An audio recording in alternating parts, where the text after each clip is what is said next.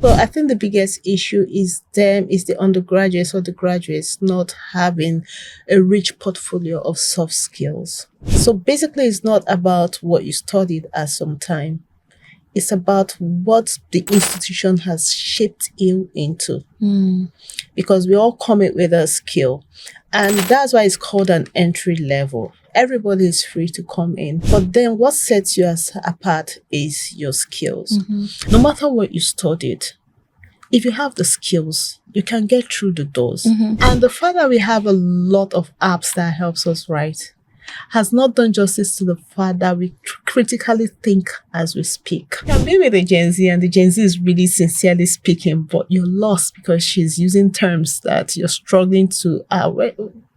Hello, you're welcome to another episode of FemmeBiz with me, Joy Abia. This is the space where we host honest and intelligent conversations with women who are shaping the future of business, industry, and policy across Africa and beyond. Today's episode, we're going to be talking about something that is crucial in this day and age, as will always be in Nigeria and, Africa. So we're going to be talking about bridging the gap, preparing young Nigerians for the real world of work. And today I have with me Katchy Anumnu.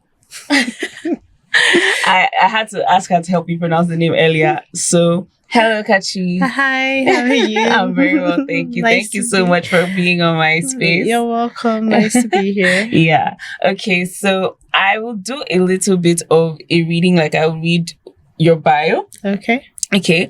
So Katchy Anumnu is a marketing professional and a HR practitioner.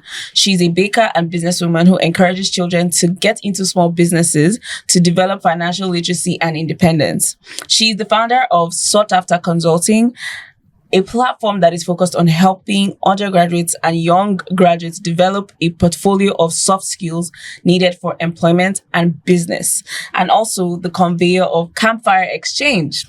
There's so much fire in this bio. A platform where marketing professionals interact with marketing undergraduates in a relaxed atmosphere with the aim of bridging the gap between the classroom and the marketplace. She's also a member of the membership committee, right, of the NIMN. She was a chairperson of the L&D committee of the NIMN, a member of the Catch Them Young committee of the CIPM Ikeja chapter, and a member of AFLAD. You're actually going to help me with all the abbreviations. Okay. And she's passionate about mentoring and transforming lives through real life storytelling and enjoys networking. I mean, just before we started the episode, she was telling me about how many lives that she has changed under, people that were, should I say in quotes, probably had found themselves in like situations where they felt they're hopeless and they could not do anything. But she just told me real stories, and I hope she'll be willing to share those stories with us here. So, hi, Katchy. Hi, Judy. Okay, so let's start with. I mean, I've given your bio, but I want you to tell us what it is, like just from a free place, not from the books and not from the what you're about and who you are.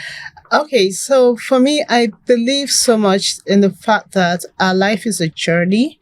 And if you understand that in the course of your life, every aspect of your life affects someone else, then you know that you can never say that you don't have anything to give out. Everything I do is like a snippet of my own personal journey. I sit back and I think through how did I scale through this, and I from it pull out inspiration that I use to help others. So for everything I do, both for the sort after thing, for the campfire exchange, for the businesses, even the business for the children, because even my children, they have their own business. Wow. Yes, they're 2 boys, 12 and 8, Okay. 12 and 9, but they have their own business running, and Impressive. they're very meticulous about their money. I love that. So it's being intentional about my life and drawing lessons from it And that's why I say I use the power of real life storytelling. When I'm dealing with anybody, I'll tell you, I'll not ask you to do what I've not done because there's a proof in it. And that makes it easier for the impact to be effective. So yes, that's basically what everything is all about. Yeah. So I have allowed my life to be like a book that people can read and be transformed from. And the other thing it's done for me is it has helped me to make sure that I remain intentional. Yeah. Amazing. Okay, so let's start from your experience as an HR. Is this like, because I know that if when you are in human resources, that's where I feel like people have a passion for people there. Like if you're there, it means you have a passion for people. Yeah. Okay. So was that something your first before marketing? Was that before marketing? No, marketing was before HR. Marketing was before HR. Yeah, so my BSc, my master's, my everything has been marketing. I just had to join CIPM HR formally last year. Okay. But I've always been functioning in that capacity. But I believe that if I find myself functioning in a capacity and there's an opportunity to get grounded in it, I go for it. So that's what led me into HR. Not that I couldn't have done what I'm doing without it, but I know that being within the HR space would provide me experience, better experience, provide me the mentors, and provide me with the right ethics for what I'm doing. So it's not just going from working guesswork, but then there's proper structure that can help, because the HR team works more for the undergraduates and the fresh graduates. So there's a proper structure. Like when it comes to building up the portfolio of soft skills, it's not just what I'm doing from my head. We're looking at soft skills that can actually help them sell themselves and get them the right type of job that they need, because certificate alone does not guarantee a job. Actually. Yeah, it's the soft skills can get you to the door, but those soft skills will let you in and helps you sustain whatever role you get. Okay. So it's marketing before HR. It was marketing before HR. Okay, but you still, with Campfire, you still do, like, Campfire is like the intersection of HR and marketing. So Sortafta is more of HR. But Campfire came because I don't know how right it is to say this, but while I was in school, there was a strike and I didn't want to go home. So I went to Port Harcourt and somehow got myself to work with Guarantee Trust Bank for the whole 6 months. And by the time I went back to school after the strike, my whole idea about being in school changed, because I was opportune to see what life after school is like. So I came out more prepared, more determined, more focused. I saw some of the things I was taught in school that looked more like theory. I saw myself practicing it, and it became a whole lot easier understanding it, because it made me realize that some of these things are actually our day-to-day activities, but it depends on how you look at it. If you want to look at it as academics, you will not even understand that the way you interact with your classmates matter. You know, now when you talk about emotional intelligence, you don't need to be in the workplace to learn how to. You can even start from the class every day, your lecturers, you know, your course rep. So it made me realize that these skills can be built from our day-to-day activities. And when you start recognizing them that way and being intentional about it, and you find yourself in a space where you're in an interview, it becomes easier for you to relate and to express your experiences in answering your questions. Okay, so you're like, now in your HR experience, or should I say, first of all, have we already said how you got into HR? Oh, so HR came more from L&D. Okay, because I've been into learning and development. Okay, learning and development. Yes, I've been more into learning and development. Okay. But then because we are looking into skills, and you know, it's in HR, you speak more about the skills needed to get in. So yeah, so and that's also why I chose to join the Catch Them Young group. Okay. So I mean, have you I want to assume, or let me just ask, if you've gone, like, had, like, maybe been part of, like, programs where they go into universities? Okay, so the one I was part of was when I was volunteering for WISCA, Women in Successful and Career. Yeah, WISCA, Women in Successful Career. Okay. We had this project called Glean. Okay. And we did that with students in secondary school. It was a very wonderful program because then we went to schools and we focused on things like leadership skills.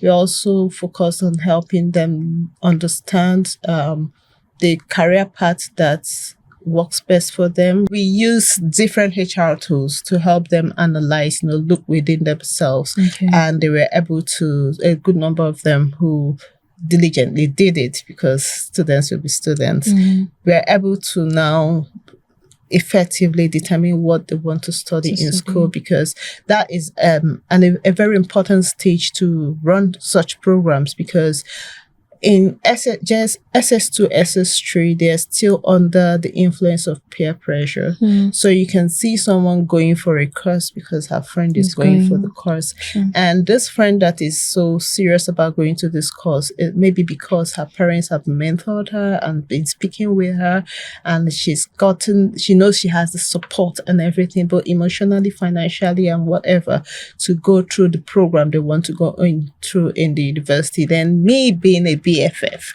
wants to maintain our BFF thing. Yeah. And I'm seeing myself feeling the same course my BFF has filled. Meanwhile, I've not gotten the support that I need. Mm-hmm. And the effect it has is that you get into school, this person is doing well because her parents are intentional and she knows what she wants to do. And I am, on the other hand, struggling because I just try to follow my band, So the Glean project was a very big success because a lot of the students were able to detach themselves from peer pressure and look inward.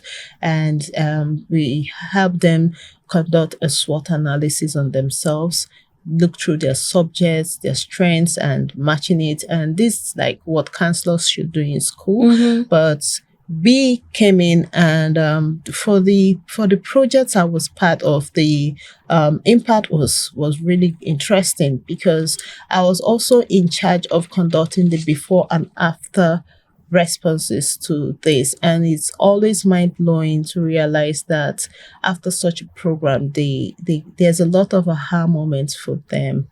And yes, so that was a good HR part of it. Mm-hmm. Though WISCA is also about helping women who are in career, to build their career, whether they're transitioning or they want to climb up the ladder or they want to even build resilience in themselves. Mm-hmm. So okay, so now you've given us a practical summary of everything that the HR experience entails, but I want to go into, because I think personally, very recently, I've been hearing a lot of, there's always that,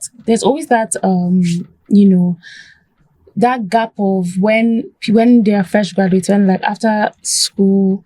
Sometimes I think you already said it, that's not even at the secondary school level, at a, BSc level.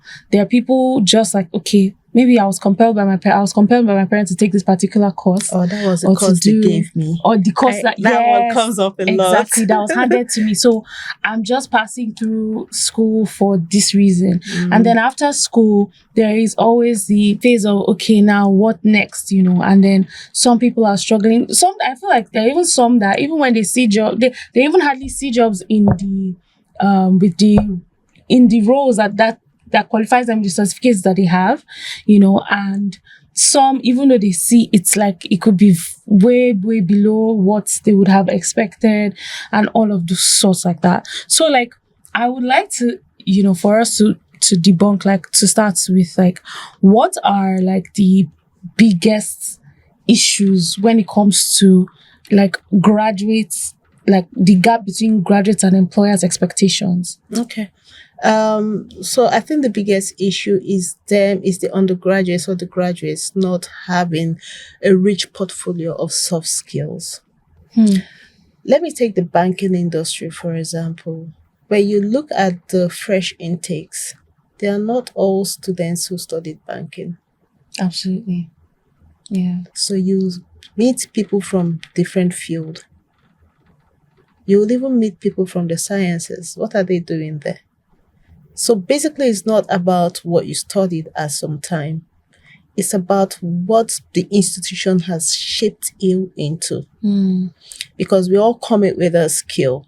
And that's why it's called an entry level. Everybody is free to come in.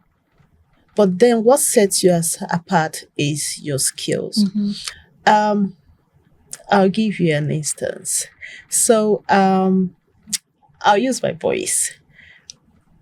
There's a family-friendly supermarket in my area where during holidays, they go there and they work for like 2 or 3 weeks. So after the Christmas period, I went to, because I always go to them and ask, okay, what skills do you think my boys have developed this period? And the lady told me that they just show them how to pack hampers and they developed the interest. So they told them, okay, we need hampers of this amount of money, this amount of money, this amount of money. And the boys went out on their own from out to out, picking up things. They will go to the counter, they will scan it until it gets to that particular amount, and they will load it and pack it and wrap it, So a man came in, an elderly man, and saw them doing that, and he was intrigued. And I picked my boys around 4 p.m. So they go in by 10, I picked them by 4. He said by the time they came the next morning, about almost 27 hampers they made. The man bought off the whole thing. Yeah. And he was like, she was telling me that they packed hampers better than their staff. Interesting. Yes. So it's not about, they've been trained, they've been done that. It's about the skills they have developed. When I worked with GTB for the 6-month period, I started off in the bulk room. I never had an overage or a shortage for that period. And from there, I was moved to customer service. Okay, so it's me just having fun in the bank. But it was later that everything that happened was explained to me. So, and that was when they were transitioning from manual to digital, customer service, everything.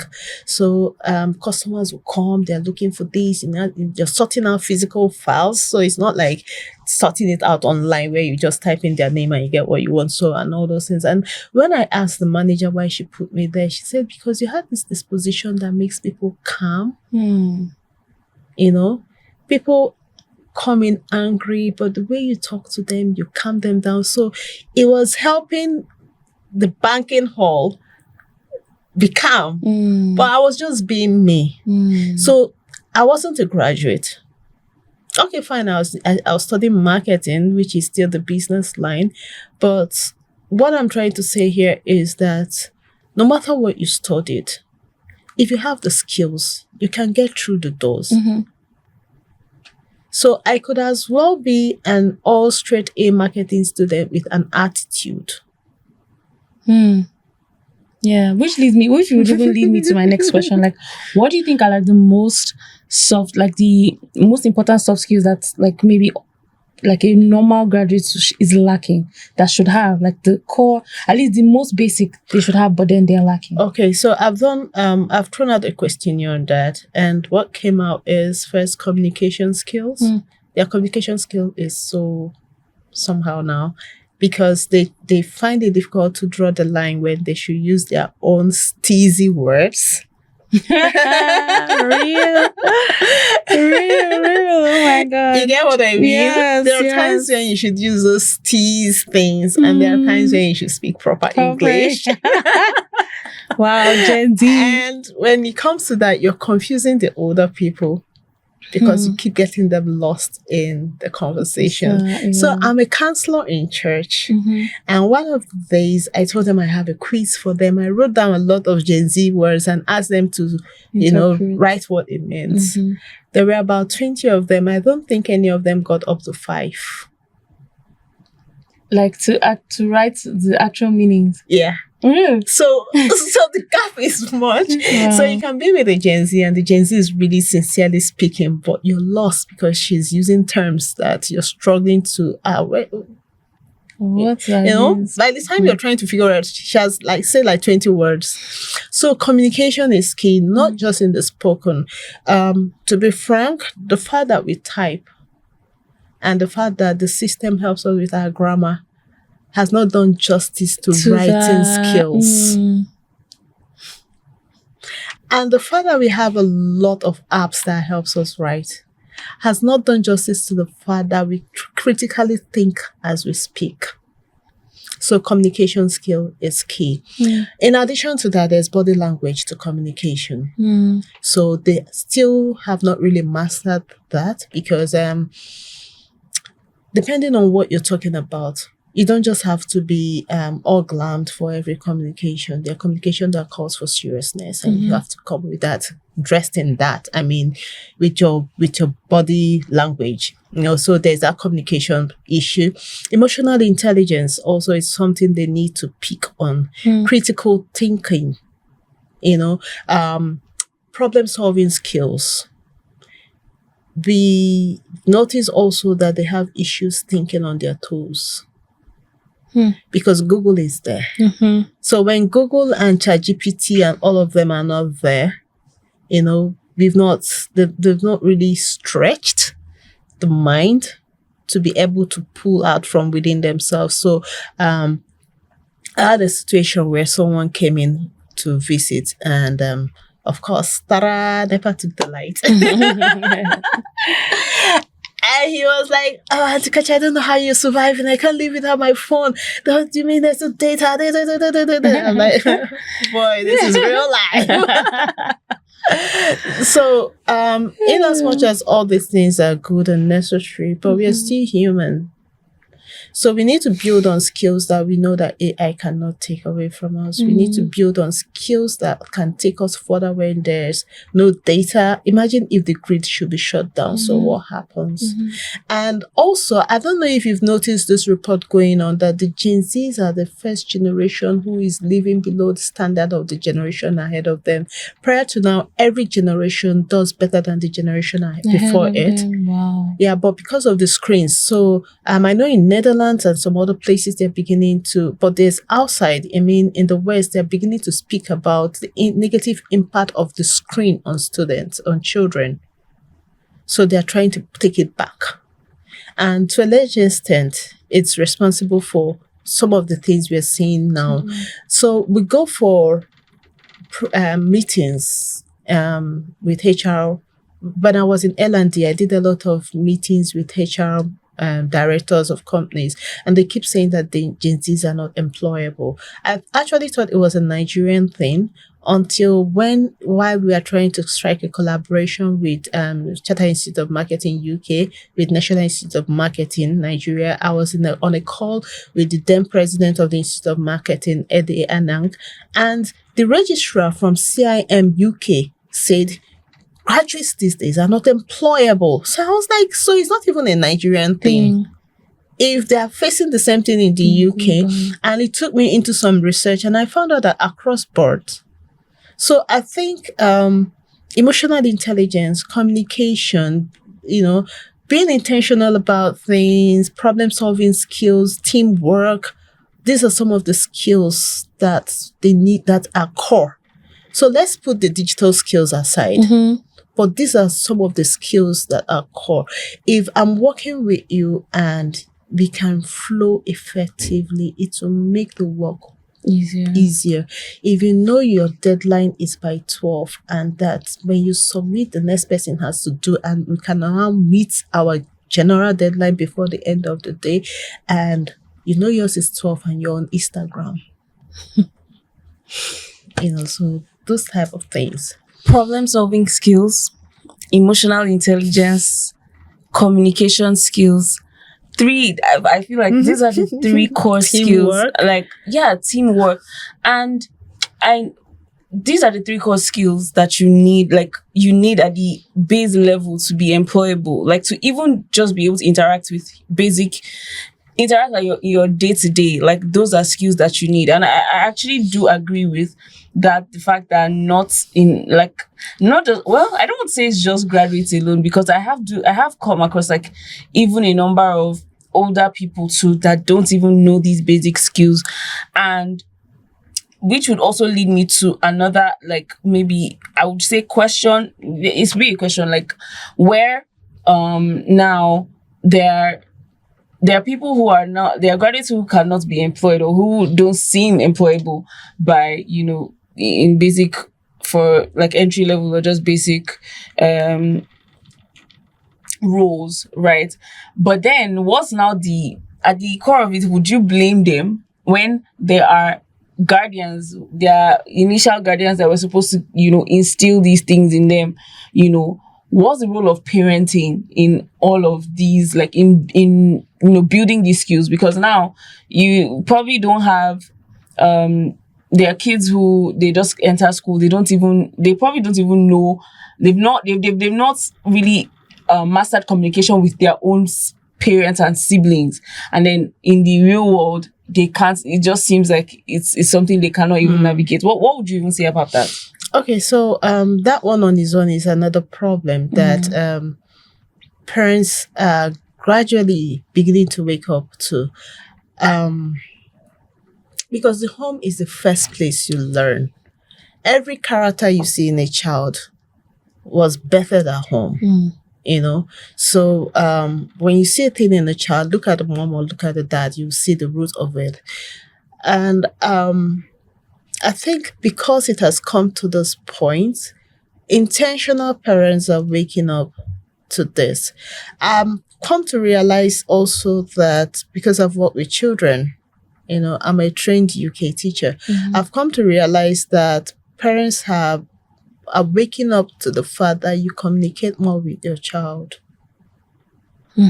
So the era of whipping and beating and shouting and everything and, transferring aggression on the children is actually coming down, but it should be done with a plan, because there are two extremes to it. You can decide to do the soft communicating method and end up spoiling the child. You can do the harsh beating type and end up dipping your child in hard trauma that she'll have to start working on herself to come out. So there has to be a balance. I strongly believe there should be a plan for everything we do. So when we are speaking to our children, and let's be real, that child you're talking to is going to talk back to you at old age.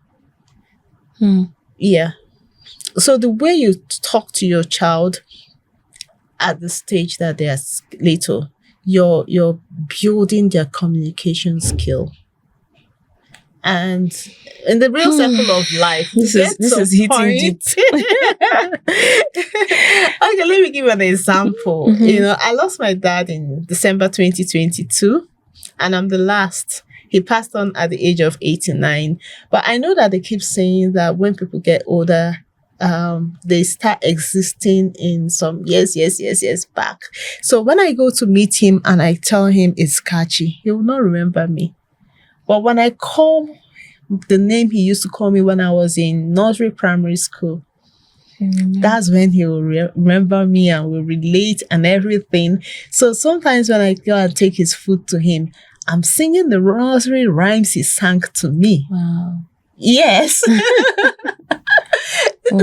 So for me to get into him, I have to go back to my childhood and walk into him from there. Then we can now start relating. So imagine if he had been the beating, dreadful dad. How would I have been able to get into him, to bring him out from where he is to where we are at the moment? Will I be like, come on, do that then? So communication starts from home. What you want your child to be, if you have a plan, if your prayers you say about your child or for your child is sincere, you start now to work towards that prayer being a reality. So if you want your child to be a leader tomorrow, start now at home to give them leadership positions. Give them responsibility and ensure they are accountable for those responsibilities you gave them. Then they'll see it as play. but then you're instilling in them characters. So yeah, parents have a lot to do. So it comes to, for every child, you study the child and you know what to. How to. And be intentional about it. And understand that your child is not responsible for the challenges you meet outside. So if your boss shouts at you at work, don't come back and give it to your child at home.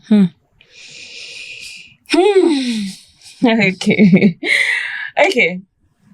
All right. Thank you so much for that part. Please, if you're enjoying this video, do not forget to like, share, please leave a comment and subscribe to this YouTube channel. Thank you very much. Okay, so heading on to Sortafta Consulting. Sortafta is, it's spelled here sort and then AFTA, but we know anyone who just says who hears Sortafta is like, okay, yeah, you know what it is. So what inspired you to launch Sortafta Consulting? Okay, what inspired me to launch it is let me not use the word that I got tired of hearing that young graduates are not employable. Yeah, because when you look at it, we've all been through school. You know the stress you went through to school. Yeah. Sometimes you were hungry. Sometimes, as in, you had a lot of assignments to do. You had some wonderful lecturers. You had some bad lecturers. You had some good days and everything. And after all of this, someone is telling you you're not employable. That 4, 5 years, 6, depending. So I refused to look at the problem as it is and decided to look for the solution. So I was sitting and I'm listening to all the reasons why young graduates are not employable. And I'm like, who are we to blame? Okay, if parents have done their own and failed, in quote, if the school system, which actually does not prepare you for life after school, then between graduating and getting a job, what can be done within that space? And that's where Sortafta comes in to fit in. And what Sortafta means is that, if you build up these skills, you will no longer be wishing to apply anyhow. Once you put in your CV, your resume, you'll see that there will always be a difference. Because if you're called for an interview, you're not just, you own your interview, because you understand what is expected of you. So this cuts across discipline. Now, if you look at it and you say, I'm a marketer, I studied marketing, I'm doing HR, can this play out for someone in the medical field? Yes. Because I've also had so many reports, even from medical directors, that medical doctors, nurses, their manner of approach and everything is terrible these days. Yeah. So you go into the hospital, you're the one encouraging yourself, I will come out. Real. So imagine doctors and nurses learning emotional intelligence and understanding that while this issue might not be an issue to them because they've seen it over and over again, this patient is her first time of seeing this issue. So treat it with respect. I'll give an example of myself. Oh my God. If you want to hear the whole truth from me, bring an injection. I dread injections. So when you see me screaming and everything, you be like this old woman, but please, I don't have that liver for an injection. So just respect that. So when I go for I don't use normal injection. They use the pediatric injection on me. Okay. And you must preach first. Oh my God. You must preach before that needle goes in. And funny enough, by the time you're done, you might be done and you've taken it out. I'm still screaming. Wow. So, but then if you understand that is my own fear and you're calming me down, you can calm me down to the point that I'm listening to you. I'll give you my hand and you do whatever you want to do and I'm still listening to you. Absolutely. You've done it. Yeah. But I don't really get that treatment. I still get insulted on top of my fear. Do you get? Yeah. So even doctors, I'm taking it to that point because when you look at HR, look at marketing, it looks as if, okay, it's not for every profession. It's for every profession. It is, yeah. So it cuts across. And that's what gave birth to Sortafta. It's a program that is open for students from every profession. Because if you communicate better, if you have emotional intelligence, if you are good with your analytical skills, if you are good with teamwork, you know, it will make the work seamless for the next person and for the general benefit of your department, your group, your organization, wherever you find yourself. And okay. So, yeah. Okay, run me through like how maybe a practical process, a process of, I'll say training and preparing a graduate using like sought after processes, should I say a case study? Okay. Yeah. So for Sortafta, our slogan is partnership that defines the future. And why we use that word of partnership is your parents have to be part of it. We have industry experts who'll be your mentor in it. We have Sortafta admin who oversees things, and that's how it works. So, and we also encourage them to embrace voluntary work. Because if you've not been able to build up on these skills intentionally at this point, it's right to humbly go take up a role that'll pay you little or nothing so that you can build the skills, one, and secondly, you can get very interesting references. That's true. So that is key. And we also, part of it also is to help them learn how to network.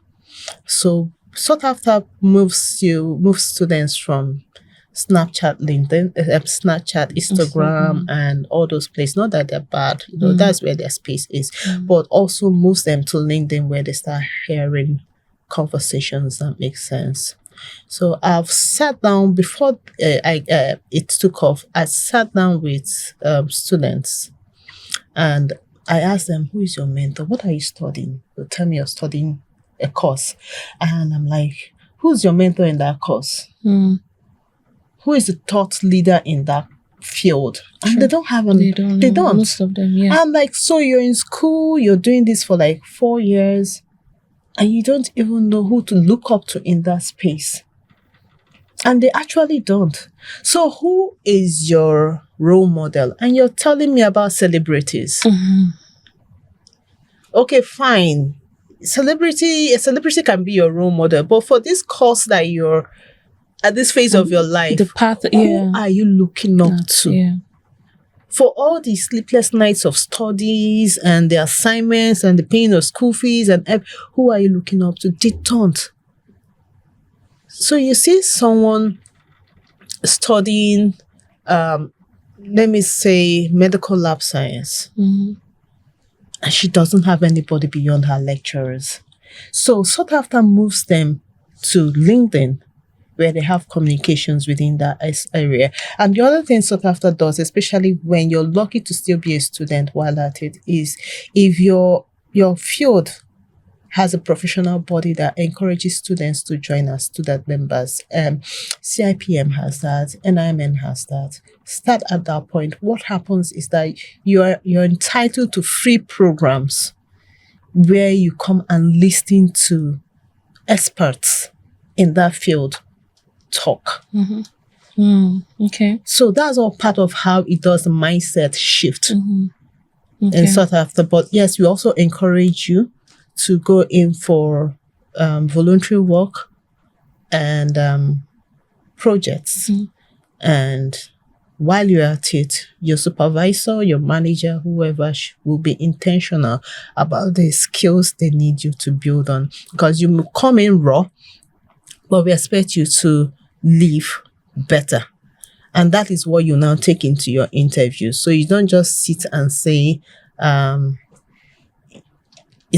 jobs are not coming. You find yourself doing something. Sincerely, I think it's such a huge way to bridge the gap, because like you also said, that digital, when you grow up so much with, you're just looking, all you see is what's on your screen, and all you see is what's on your screen, and those most popular people that, and the people that are actually you're meant to be looking towards or looking up to, that are meant to inspire you in a certain way towards a career or like anything. You would those are not people that you see. Algorithm will not get them for you. Exactly. So it's such, when you want to make a change like that, to re-engineer yourself and say, okay, I know that maybe like one of the hardest things for a graduate or any adult to even do, or young adult to do, is to say, okay, I know that I have been like, I've not, for a while I've been going in my own way. I've thought it was like this. I've thought I'm going to make it like this. And then you actually go back and say, you know what, I'm going to start all over again. Take the skills all those little skills, like to actually say, okay, I'll take a job that may not even be the best that you want, but does it give you room to grow in those skills that you need to thrive at bigger, bigger stages? It takes so much humility. And this is like a call to every young ladies, especially if you're watching me, that if you know that you think that, okay, there's no hope, you don't know where to turn to, there's always a place to start from. Sortafta has that whole structure for you, but then be intentional about who you're looking at and where what you're actually also consuming. It's such a tough thing to do now. To like curate your feed and say, okay, I'm taking this out. It's such a hard thing to do. Take it from me, but it can be done. Okay.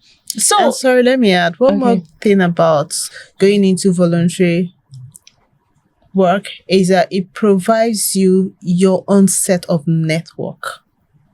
Yes, absolutely. And your next job from that voluntary work might not be a job that came from I wish to apply, but it could be a reference like, I've worked with this girl, she's good, I think she will be fit for this project.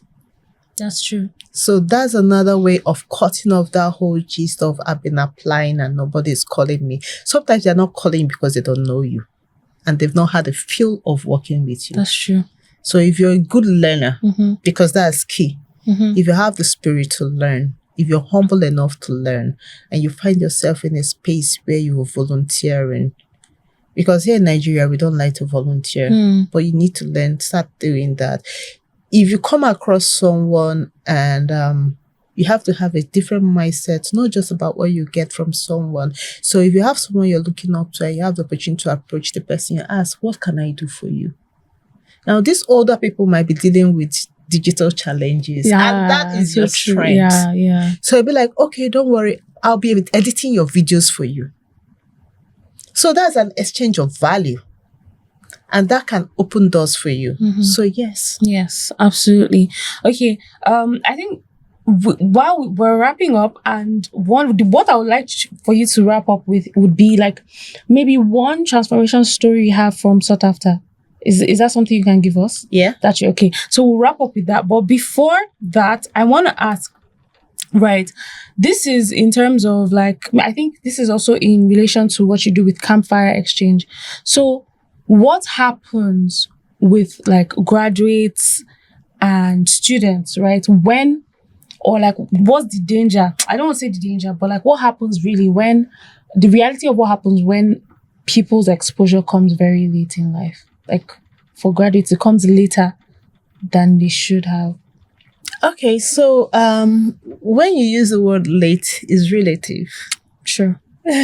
Absolutely. Because I can be fast, but I'm not maturing. And that lateness might have just been a time frame for me to mature. So you see people who graduate and get a job on time, and they're just working, but out of purpose. And you see people who don't start it up early, but when they start with purpose, and they catch up and they overtake because there's purpose and there's impact.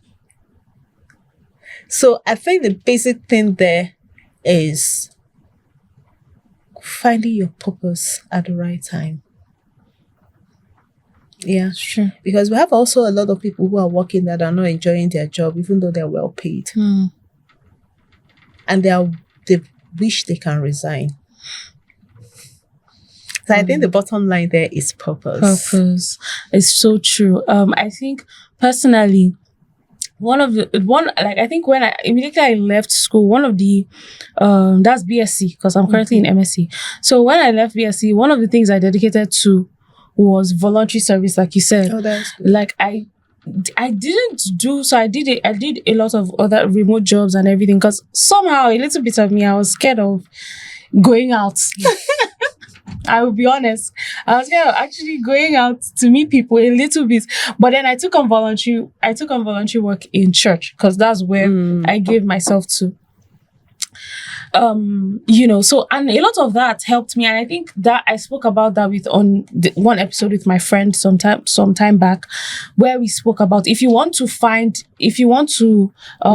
know, like you said, purpose is at the core of it. So if you want to know, even find your own purpose, you have to serve. Service helps you at the end of the day. You say, okay, what do I now? Where do you think your heart is? And then it just helps you build it like a lot intentionally. So yeah. So we're wrapping up now, and I'm just going to let Katchy just give us a story, one of the transformation stories from Sortafta, or your, and like just one of those stories that you love, that you've built up someone, and then how they are now, so that we can wrap up the episode. Okay. When we started, she spoke about me having worked with people who have considered themselves disadvantaged. And I'll speak to the most emotional story that I'm within the space of it now. It's not okay, when I started, she wasn't a graduate. So I needed a help, and someone gave me a lady's number. I called her, and she said she was in Adamawa. I said, okay. She came all the way to Adamawa to me. And while working for me, we had conversations. She came in as a domestic staff, and she sounded intelligent, but she hadn't finished her secondary school then. And the insurgency was part of the challenge. So I told her, you have to go back and finish up with your school. She did. I had to pay for her to go back, because she said she would want to school in the north. I had to pay for her to go back, and she went back. She sat for a WAEC or GCE.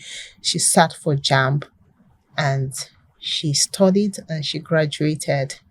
And when she graduated, she called me to tell me that she was done. I was really happy for her, because she was appreciative of the fact that I was able to encourage her to the point that she believed she could do it. Mm-hmm. Amazing. Last year we spoke, and so I was following her up, and she was still like, she hasn't gotten the job. I'm like, do you want to come back to Lagos? You can work from my house. She said no, she wants to stay there. She's in Maiduguri now. And she called me, and she said, oh, she's gotten a job, that she's with an NGO. Yes, so she's currently working with an NGO. And that's not just the other thing. Beautiful. Over the weekend on the 14th, she wedded. And she sent me pictures of her bridal showers and everything. I was just I posted it on my status, and people were like screaming, especially people that knew her. And that is the power of transformation. Beautiful. And if this could happen to a girl who saw the only thing she could do as being a domestic staff, and she's been transformed from that to having her degree, working with an international NGO, and now she has her own home, that means that there's hope for everybody. So even when they tell you you're not employable, please tell yourself you can be the best of whatever you want to be. But first of all, make sure you understand your purpose. Make sure you have the grit, because it takes that. It does.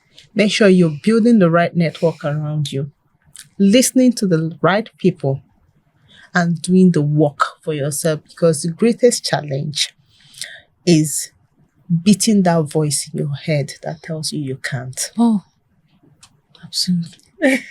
Yeah, that voice you have to is master loud. the skill of shutting that voice That up. voice.